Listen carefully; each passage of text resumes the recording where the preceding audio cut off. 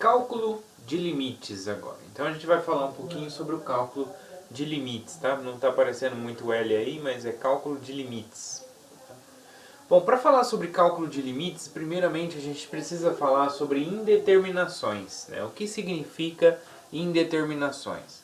As indeterminações, pessoal, são expressões da forma zero sobre zero. Por exemplo, quando eu tenho zero, alguma coisa em cima que vai para zero, alguma coisa embaixo que vai para zero, a gente não pode afirmar se isso é zero, se isso é infinito, né, para onde vai esse tipo de limite. Né? Quando eu tenho uma fração, onde o de cima vai para zero e o de baixo vai para zero. Não dá para saber, porque vai depender, né? Quem vai para zero mais rápido, né? Tudo depende. Né? A gente vai ver um exemplo aqui, o porquê que isso depende muito da situação. Então, indeterminações são situações onde a gente não pode aplicar as regrinhas de limite. Tá? E a gente não pode resolver elas como a gente, usando as propriedades que a gente viu até agora. Tá? A gente vai precisar usar outras ferramentas que a gente vai ver no decorrer da próxima aula. Tá? E nos exemplos desta aula também. Tá? Bom, então a gente pode ter indeterminações. Quais são os tipos de indeterminações? Zero sobre zero, infinito sobre infinito. Aqui é sem sinal, porque pode ser mais ou menos infinito sobre mais ou menos infinito. Tá? Infinito menos infinito. Né? Então, qual quantia? Se eu tenho um infinito menos um infinito, quanto que isso vai dar? Também depende de quem vai para o infinito mais rápido ou não. Né? Tudo é muito variável aí. Tá? Então, esse é outro tipo de indeterminação. Zero vezes infinito também é uma indeterminação. Zero elevado a zero, indeterminação. Infinito elevado a zero, também indeterminação. 1 elevado a infinito, também é indeterminação. Então a gente tem aí 1, 2, 3, 4, 5, 6, 7 tipos de indeterminações. Tá? Então quando a gente tem indeterminação, a gente não consegue calcular o valor do limite. Bom, vamos ver aí um exemplo para o primeiro caso de indeterminação, que é o zero sobre zero, para vocês verem dois exemplos onde em um vai dar um valor e em outro vai dar outro valor. Tá? Então, por exemplo, aqui, ó, se eu tiver f de x igual a x ao cubo e g de x igual a x quadrado, o que acontece com o limite de f de x quando x tende a zero? Como é um polinômio, né? Então é só substituir o valor, 0 ao cubo, né? Então vai ficar 0 ao cubo, que é igual a 0. Ok? O limite para x tendendo a 0 da g de x, também, mesma ideia, né? G de x é um polinômio, então é só substituir 0 ao quadrado, que é igual a 0. Então olha só, então se eu olhar, então quem é o limite de f de x dividido por g de x, quando x tende a zero? Então aqui eu não posso aplicar a regrinha que a gente conhece de que o limite do quociente é o quociente dos limites. Não podemos aplicar aqui. Então como a gente não pode aplicar aqui, por que a gente não pode? Porque em cima vai dar zero e embaixo vai dar zero. Então vai ficar uma indeterminação 0 sobre 0. No entanto, a gente pode trabalhar com essa expressão. Então, olha só. Então, limite para x tendendo a zero, tá? Nunca esqueçam, quando for trabalhar, pessoal, de colocar o igual e ir repetindo o limite. A gente não aplicou o limite, então não tem porquê o limite sumir e aparecer só no final, tá?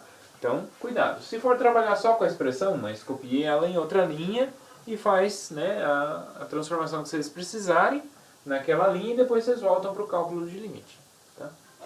Então a f de x é x ao cubo e a g de x é x ao quadrado. Então olha só, eu consigo então trabalhar com essa expressão. Porque x ao cubo em cima, x ao cubo embaixo. Então mantém a base, subtrai os expoentes. Vai ficar 3 menos 2. Vai ficar x elevado a 3 menos 2, que é 1. Tá? Então, ou seja, o limite de x quando x tende a zero é só 0.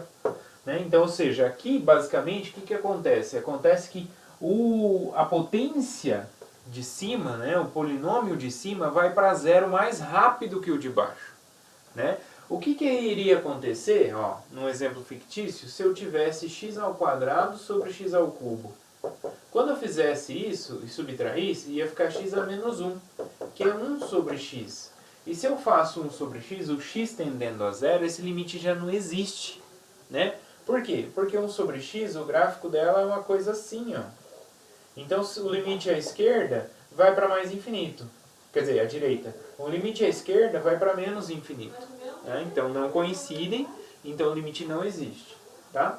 Então, olha só como isso acontece, né?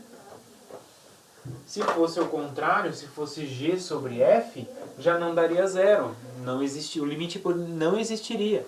Então, para vocês terem uma ideia, eu estou com um caso 0 sobre 0, que deu zero, mas eu poderia ter um caso, se fosse o contrário, g sobre f, eu poderia ter um caso 0 sobre 0 que não existe o limite. Né? E esse é outro caso, ó, x² sobre 2x. Né? Então aqui o limite de f de x, quando o x tende a zero, é quanto? É o limite de x², é 0 ao quadrado, que é 0. E o limite para x tendendo a zero de g de x também é um polinômio, só substituir. Vai ficar 2 vezes 0 ao quadrado, que é 0 também. Então os dois vão ser 0. E aí o que vai acontecer com o limite do quociente, né? De f de x sobre g de x, quando o x tende a 0. Isso aqui vai ser o limite para x tendendo a 0. F é x². G é 2x².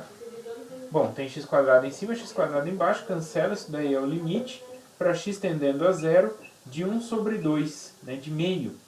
Só que meio não depende de x, então o limite de uma coisa constante é ela mesma, então é meio. Tá?